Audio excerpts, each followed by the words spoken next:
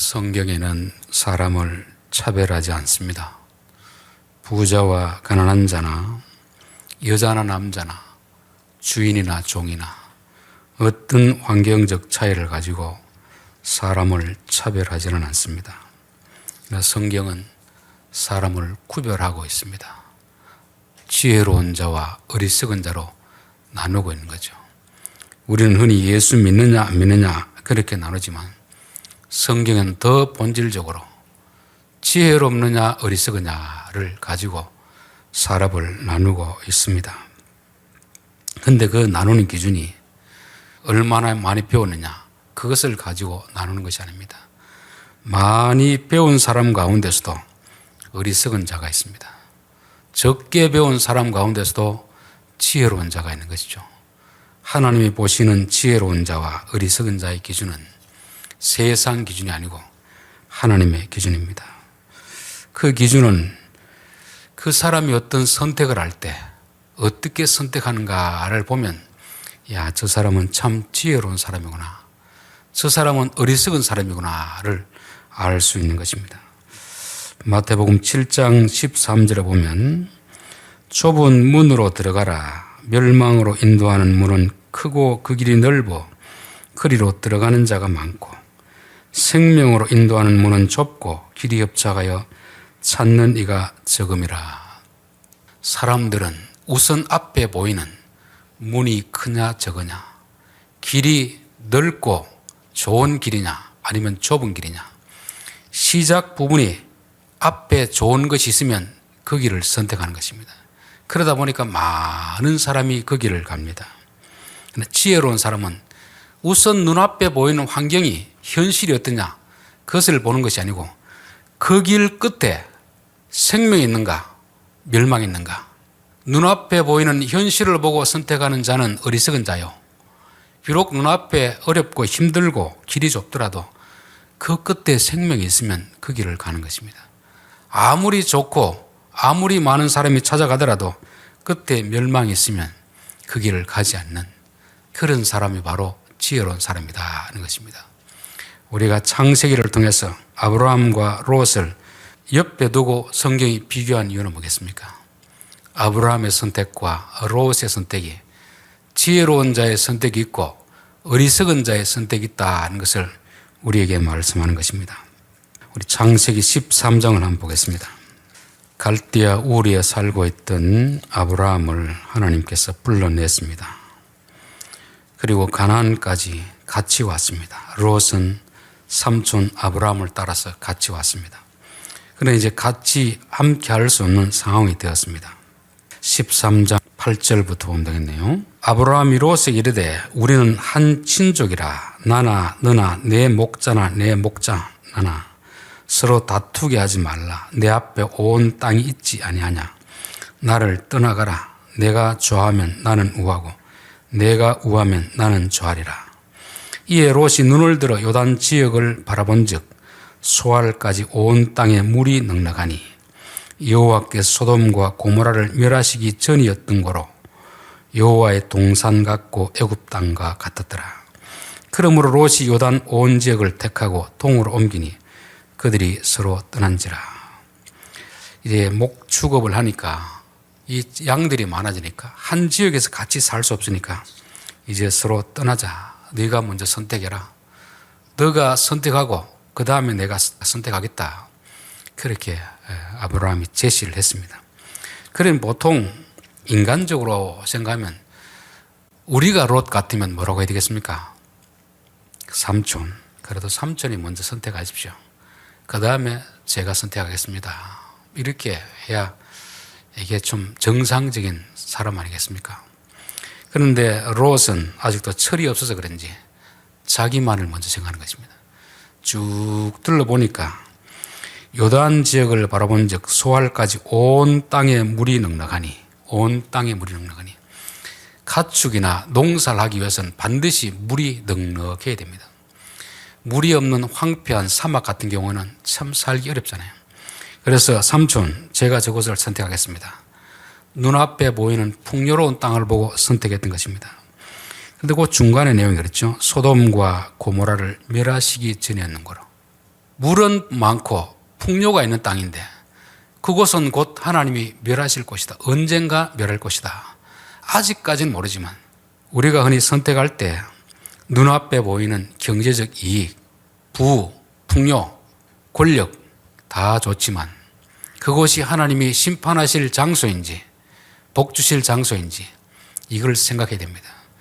땅을 보고 하나님이 복 주고 심판하는 게 아니라 그곳에 사는 사람이 어떤가를 봐야 되는 거죠. 흔히 이제 시골에 지동도 그렇지만 구미나 다른 지역에서 시골에 이제 집을 사서 이사 오는 분들이 있습니다. 와서 잘 정착하는 분도 있지만 얼마 정착하지 못하고 떠나는 사람이 있습니다. 그들이 와서 지역 땅만 보고는 여기가 좋다 싶어 선택했는데 같이 사는 이웃을 안 본 거죠. 아무리 땅이 좋아도 바로 같이 있는 이웃과 마음이 안 맞으면 떠날 수밖에 없는 것입니다. 그래서 소돔은 우선 눈으로 보기에는 참 좋은 곳이다. 저곳에 가면 내가 성공할 수 있겠다. 그렇게 생각했지만 하나님은 그것을 언젠가는 심판하겠다는 작정을 했습니다. 그럼 우리는 미래를 모르니까 선택할 수 있지만 적어도 그곳에 가려고 하면 그곳 사람들이 어떤 사람들인가를 알아보고 선택해야 되는데 롯은 그렇지를 못했습니다. 대신 아브라함은 가나안 땅에 거주하였고 롯은 그 지역의 도시들에 머무르며 그 장막을 옮겨 소돔까지 이르렀더라. 소돔 사람은 여호와 앞에 악하여 큰 죄인이었더라. 13장에서 두 사람의 선택이 나오고 있습니다. 13장만 보면 롯은 참 지혜로운 것 같습니다. 똑똑한 것 같습니다. 길목 좋은 돈이 되는 그런 곳에 가게를 하고 교회를 짓고 그렇게 했던 거죠. 아브라함은 바보스럽게 좋은 것을 양보하고 하나님이 말씀하신 약속의 장소에 머물렀습니다. 그로부터 이제 시간이 20년 이상 흘러서 19장에 도달했습니다. 이 기간이 정확히 얼마인지는 잘 모르죠. 왜냐하면 12장에 하나님 부름을 받고 와서 그때가 75세였고 17장에 나타날 때가 99세였으니까 그대로 보면 24년인데 12장부터 13장까지 조금 시간이 소요됐다고 보면 적어도 20년의 세월이 흘렀습니다. 이제 그들의 선택에 대한 결과, 종말이 나타나고 있는 장면이 바로 19장입니다. 그래서 우리가 어떤 선택을 할 때 우선 당장은 실패한 것처럼 보이는 그런 선택이 있고 우선 당장은 잘했다고 선택한 그런 것이 있습니다. 그래 그게 중요하지 않습니다. 그 결말이 어떤가, 그 결말이 어떤가를 알아야 우리가 지혜로운 자가 되든가 어리석은 자가 되든가 그렇게 했습니다. 그런데 20년 세월이 지나기 전까지 14장에서 하나님 한번 경고를 주셨습니다. 롯이 그곳에 가서 정착하고 조금 뭔가 돈을 벌었을 때 그곳에 전쟁이 일어나잖아요. 다 포로로 잡혀갈 때 아브라함은 그래도 조카인지라 자기 집에 기르고 훈련한 군인들을 데리고 와서 다시 찾아왔습니다. 그럼 적어도 롯이 철이 들었다면 이곳에 내가 있을 곳이 못 되는구나.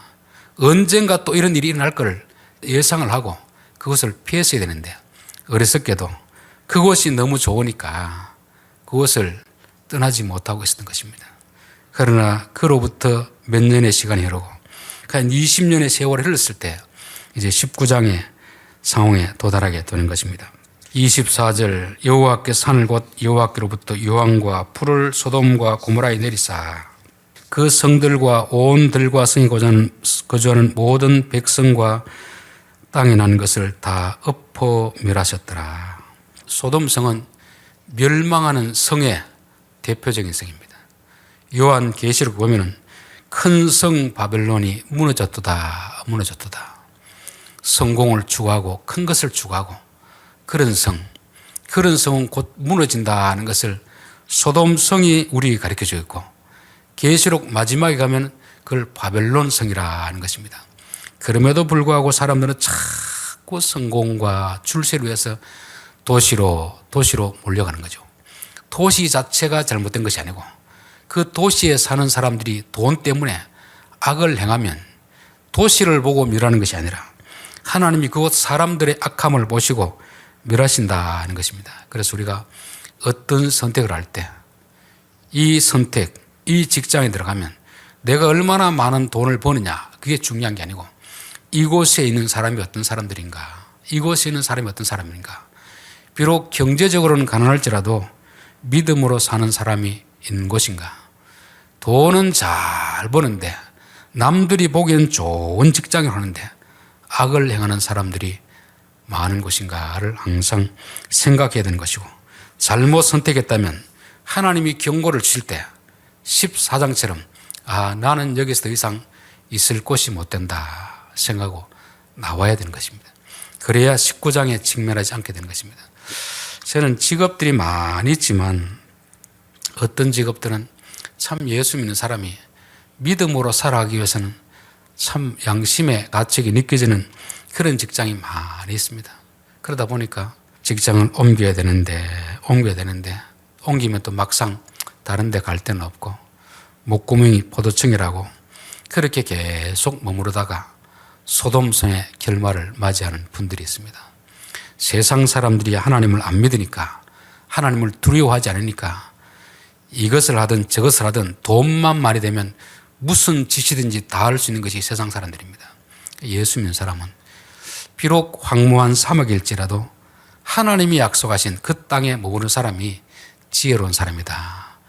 왜냐하면 세상에 아무리 많은 것을 가져도 하나님이 다 멸하실 때 아무것도 가지고 하지 못하는데, 그게 영원히 내 것이 될 것 같으면 그곳에 있는 사람들이 성공한 사람이고 출세한 사람인데, 잠시 있다가 다 사라질 것인데 그곳에 있을 이유가 없잖아요.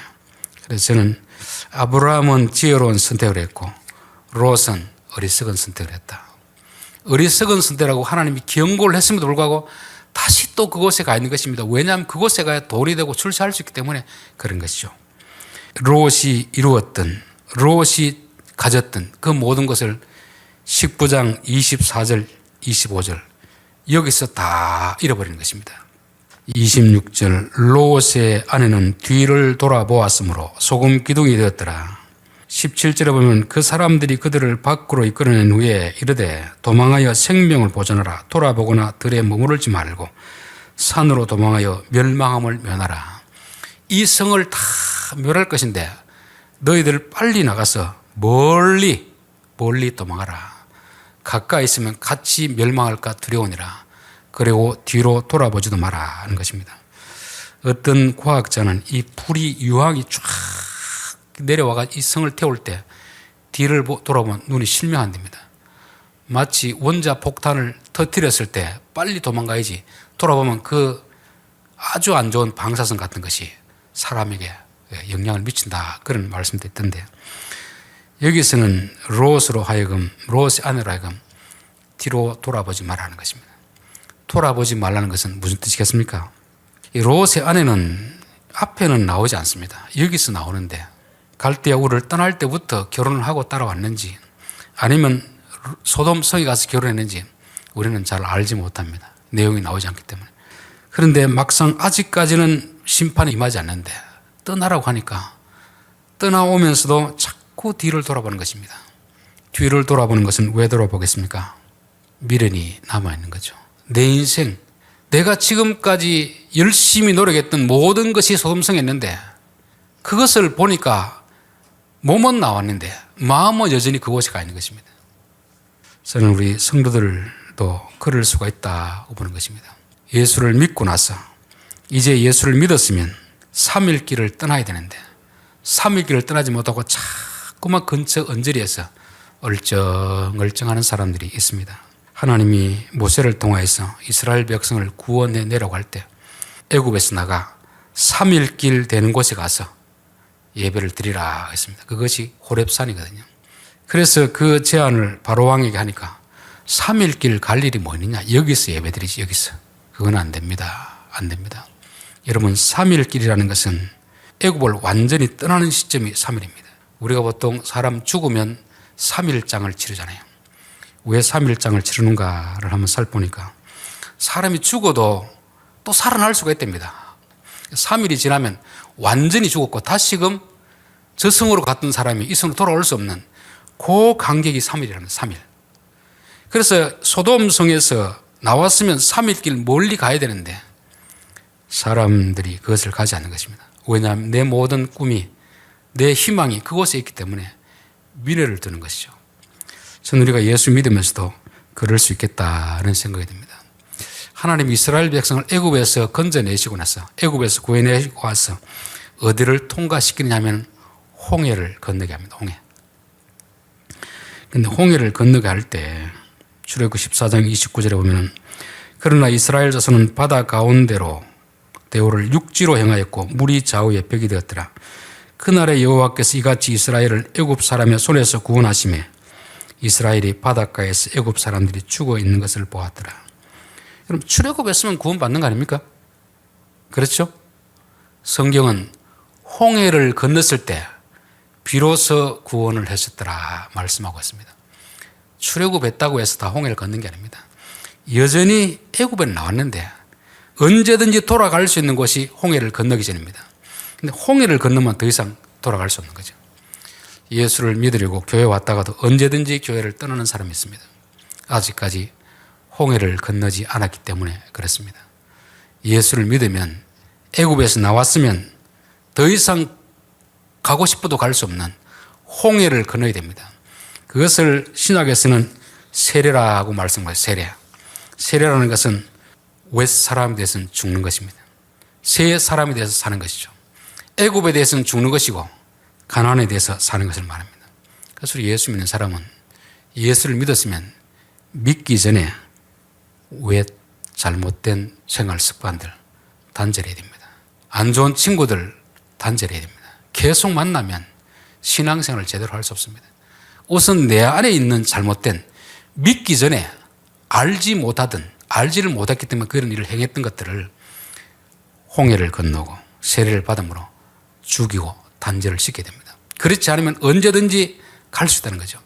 남자들도 보면 담배를 끊는 사람은 두 종류가 있습니다. 담배를 끊고 홍해를 건너는 사람이 있고 홍해를 건너지 않은 사람이 있습니다. 홍해를 건너지 않은 사람은 언제든지 다시금 담배를 피울 수 있는 사람입니다. 홍해를 건넌 사람은 다시 안 피우는 거죠. 예수를 믿기 전에 성적인 범죄를 많이 저질렀던 사람들, 홍해를 건너면 다시는 범죄를 저지르지 않습니다. 그러나 홍해를 건너지 않은 사람은 언제든지 다시 돌아갈 수 있는 그런 사람입니다. 그래서 우리가 구원이라고 할 때는 출애굽했다고 해서 구원이라고 하지 않습니다. 홍해를 건너고 결국은 마지막 가나안까지 들어갈 때까지를 놓고 구원을 이룬다 말씀하는 것입니다. 그래서 롯의 처는 오늘날로 보면 교회는 나왔습니다. 예수는 믿었습니다. 주여 주여 합니다. 교회 예배를 다 드립니다. 직분을 가졌습니다. 목사입니다. 그러나 홍해를 건너지 않는 사람들입니다. 몸만 빠져나온 것이고 마음은 빠져나오지 못한 것입니다. 우리가 사람 사귀는 것도 결혼을 하기 전과 한 후는 달라야 된다. 결혼을 하기 전에 누구를 만날 수가 있습니다. 결혼을 했으면 이제는 그 남자와 그 여자는 단절을 해야 되잖아요.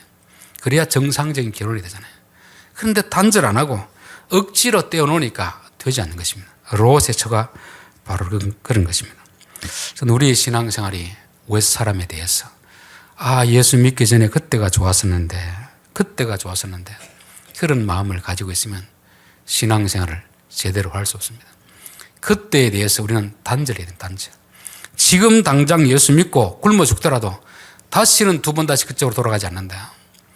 여러분, 남자들이 흔히 하는 일이 무슨 말이냐면 지금 만약에 월급을 많이 주니까 다시 군대 가라 하면 갈 사람 있을까요, 없을까요? 아마 100에 99명은 아무리 돈을 많이 줘도 다시는 군대 안 간다. 완전히 제대하고 나서 군대와 담을 쌓아버리는 것입니다. 홍해를 건너는 것이죠. 그 삶이 지긋지긋하기 때문에 가려고 하지 않는 것입니다. 우리의 신앙생활도 예수 믿기 전에 삶으로 돌아가고 싶은 그런 마음이 있으면 안 됩니다. 여러분, 혹시 결혼한 우리 성도들 가운데서도 그때 그 남자하고 계속 만났더라면 좋았을 것을, 이런 생각 자체는 머릿속에 들지 않도록 해야 됩니다. 지금 살고 있는 배우자하고 어떻게 잘 살려고 마음먹어야지, 조금 다툰다고 해서 그때 그 사람이 좋았었는데, 그러면 아직도 그 결혼 생활은 불행해질 수밖에 없는 것입니다. 결혼 생활도 그렇고 신앙 생활도 그렇고 한순간 홍해를 건너는 순간 다시는 돌아갈 수 없다. 그 마음을 가지고 살아야 되는데 롯의 처는 그렇지 않았습니다. 여전히 그 마음이 미련이 남아있기 때문에 소돔성은 나왔는데 소금 기둥이 되어버린, 구원받은 것이 아무런 의미가 없는 거죠. 소금 기둥이 뭘 하겠습니까? 소금 기둥이 구원받은 즐거움을 알겠습니까? 뭘 하겠습니까? 우리가 예수 믿어도 과거와 단절하지 못하고 자꾸 뒤를 돌아보고 왼날에 미련을 두면 한 걸음도 앞으로 나갈 수 없다는 것을 성경은 말씀하고 있습니다. 자, 27절, 아브라함이 그 아침 일찍 일어나 여호와 앞에 서 있던 곳에 이르러 소돔과 고모라 그 온 지역을 향하여 눈을 들어 연기가 옹기가마의 연기같이 치솟음을 보았더라. 하나님이 그 지역의 성을 멸하실 때, 곧 롯이 거주하는 성을 엎으실 때 하나님이 아브라함을 생각하사 롯을 그 엎으시는 중에서 내보내셨더라. 소돔 성이 멸망하는 걸 보면서 참 망감이 교체했으나 망감. 지금까지 한 20년의 세월이 흐르는 동안 아브라함도 후회하지 않았겠습니까? 내가 그때 그것을 선택했더라면 좀 더 잘 살 수 있을 텐데. 또 롯이 그곳의 성공을 보면 부러웠을 수도 있었을 것입니다. 그러나 이 상황 앞에 설 때 아하, 그렇구나. 내가 그때는 내 선택이 미련한 줄 알았었는데, 내가 바보 같은 줄 알았었는데, 조카가 현명한 선택을 한 줄 알았었는데, 지금 보니까 내가 지혜로운 선택을 했구나, 내 길이 옳았구나 하는 것을 깨달으면서 한때는 부러워했던 소돔 사람들, 그렇지만 지금은 전혀 부러워하지 않는 것입니다. 참 불쌍한 사람들이구나. 여러분, 우리가 예수를 믿을 때 참 예수를 믿으면 좀 잘 되면 얼마나 좋겠습니까? 예수를 믿고 믿음으로 산다고 하는데 오히려 더 힘들어지는 경우가 있습니다. 예수를 안 믿는 사람들, 또 예수를 믿는다고 하는데 적당히 요령을 피우고 거짓을 하고 뇌물을 주고받고 그러면서도 잘 사는 사람들을 볼 때 참 마음에 갈등이 생기는 거죠. 내가 너무 바보처럼 사는 거 아닌가? 이렇게 고지식하게 꼭 이렇게 믿음으로 살아야 되는가? 이런 흔들림이 아마 아브라함에게 있었을 것입니다. 그러나 오늘 이 장면에서 보고서 아하, 내 선택이 옳았구나. 내 선택이 바보가 아니었구나. 그것을 아마 확인하는 그런 시점이었을 것입니다. 우리 시편 73편을 한번 보겠습니다. 이런 갈등은 아브라함뿐만 아니고 성경 곳곳에 나타나고 있습니다. 시편에도 선지서에도 많은 곳에 이런 갈등이 나타나고 있습니다. 시편 73편 1절부터 보겠습니다. 하나님이 참으로 이스라엘 중 마음이 정결한 자에게 선을 행하시나 나는 거의 넘어질 뻔하였고 나의 걸음이 미끄러질 뻔하였으니 이는 내가 악인의 형통함을 보고 오만한 자를 질투하였음이로다. 그들은 죽을 때에도 고통이 없고 그 힘이 강건하며 사람들이 당하는 고난이 그들에게는 없고 사람들이 당하는 재앙도 그들에게는 없나니 그러므로 교만이 그들의 목걸이가 되고 강포가 그들의 옷이며.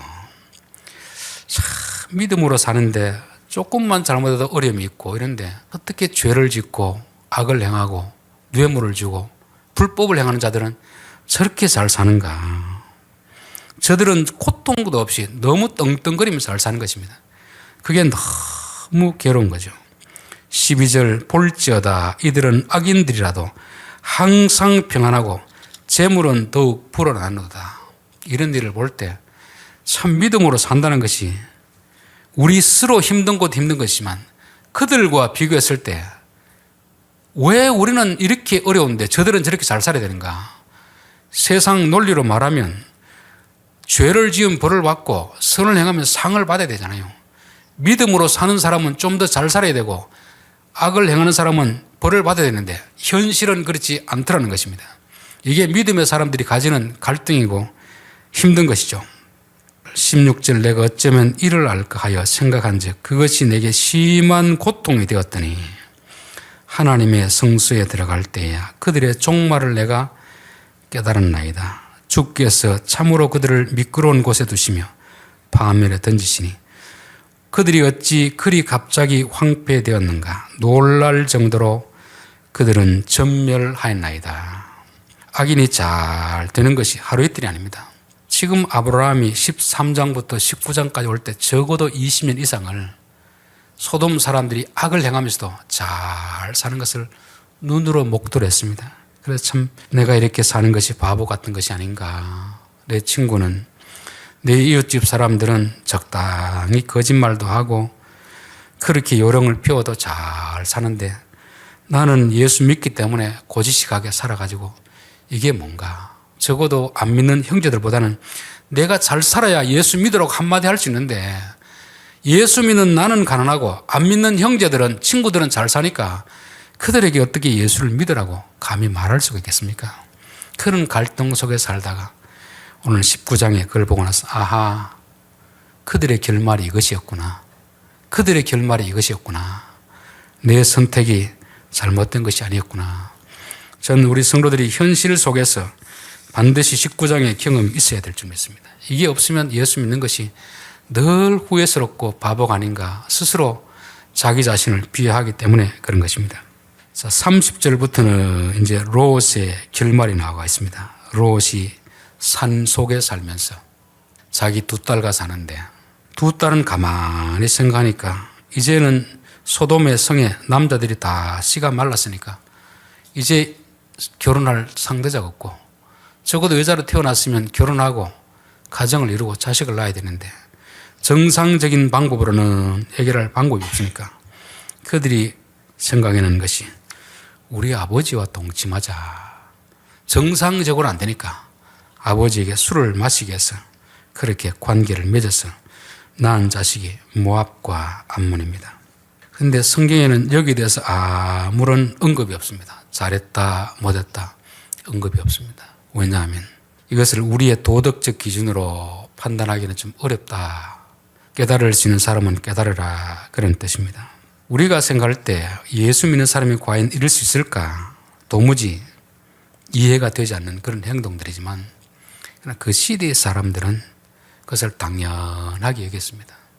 지금 우리가 이제 우리 시대는 담배는 실내에서는 못 피게 돼 있잖아요. 식당에서도 피우지 못하고 버스 안에도 피우지 못하고 만약에 지하철에서 담배 피우면 그 사람은 아마 공공의 적이 되겠죠. 근데 우리 한 30년 전만 하더라도 그냥 뭐 그 시대에는 뭐 버스 안에서 담배를 피우는 사람이 있었고 식당에는 뭐 당연하게 피우고 있었고 근데 그들의 옛날 그 영상을 가지고 지금 와서 그 사람을 정죄하면 되겠습니까? 안 되겠습니까? 안 되겠죠. 시대에 따라서 나라에 따라서 문화는 다른 것입니다. 그래서 우리가 이런 사건을 단지 우리의 기준을 가지고 비판하거나 정죄하는 것은 조금은 조심해야 된다. 이들도 어쩌면 하나님의 뜻을 이루기 위해서 그렇게 한 줄 모릅니다. 하나님이 최초로 주신 명령이 생육하고 번성하라는 말씀이었거든요. 여자로 태어났으니까 이제 시집 갈 때가 되었는데 남자는 없고 자식은 낳아야 되고 그러니까 아버지를 속여서 아버지를 술에 취하게 해서 관계를 가지고 자식을 놓게 되는 것입니다. 그러나 중요한 것은 아무리 목적이 선하더라도 부모와 근친 상관하는 것은 성경에서 금하고 있습니다. 그런데 소돔 성에서는 성적으로 타락했기 때문에 그것이 일상적으로 일어나고 있었던 그런 일입니다. 즉 롯의 딸은 롯은 예수를 믿는 사람들인데 하나님의 법을 따르기보다는 세상의 법을 따라가는 것입니다. 우리 성도들은 예수를 믿는다는 것은 무슨 의미일까? 예수를 믿는다는 것은 무슨 뜻이겠습니까? 레위기 18장 3절에 보면 너희는 너희가 거주하던 애굽 땅의 풍속을 따르지 말며 내가 너희를 인도할 가나안 땅의 풍속과 규례도 행하지 말고 너희는 내 법도를 따르며 내 규례를 지켜 그대로 행하라. 나는 너희의 하나님 여호와이니라. 세상에 살지만 세상 사람들이 가지는 그 생각, 그 가치관, 그것을 따라 살지 말라는 것입니다. 세상의 가치관은 자꾸 변하지 않습니까? 옛날에는 남의 아내와 남의 여자와 관계를 맺으면 간통죄가 성립되었습니다. 지금은 간통죄가 성립이 안 됩니다. 법이 바뀌니까. 그러나 예수 믿는 사람은 왜나 지금이나 그런 기준을 따라가는 것이 아니고 세상적으로는 문제가 안 되더라도 하나님이 간음하지 말라고 하면 우리는 그 말씀을 따라가는 자들입니다. 즉 세상에 살지만 세상 사람들이 하는 방식을 따라가는 것이 아니고 하나님의 말씀을 따라가는 것입니다. 이것이 성경은 우리에게 거룩이라 말씀하고 있습니다. 이 법이 바뀌면 어떨 때는 죄가 아닌 것들이 어느 날 죄가 되는 수가 있습니다. 어떤 것은 분명히 죄였는데 죄가 아닌 것이 있습니다. 세상 사람들은 세상 법이라는 것은 시대에 따라 자꾸 바뀌기 때문에 그 기준을 따라가다 보면 어떨 때는 죄인이 되었다가 어떨 때는 의인이 되었다가 그런 것입니다. 그러나 예수를 믿는다는 것은 이제는 세상 법보다 변하지 않는 하나님의 법을 따라가야 됩니다. 아무리 세상 사람들이 소돔성이 타락하여서 성적인 타락으로 여기지 않을지라도 적어도 그 가운데 사는 예수 믿는 사람들은 이거는 죄다. 하나님이 죄라고 했으니까 그런 것은 결혼을 하지 못하더라도 자식을 놓지 못하더라도 이런 죄를 짓지 않겠다. 이런 결단하는 삶이 있어야 될 줄 믿습니다. 롯과 롯의 딸은 오늘날로 말하면 예수를 믿는데 전혀 예수 믿는 사람답지 않는 세상 사람과 전혀 다를 바가 없는 그런 삶을 살고 있는 교인들을 말하는 것입니다.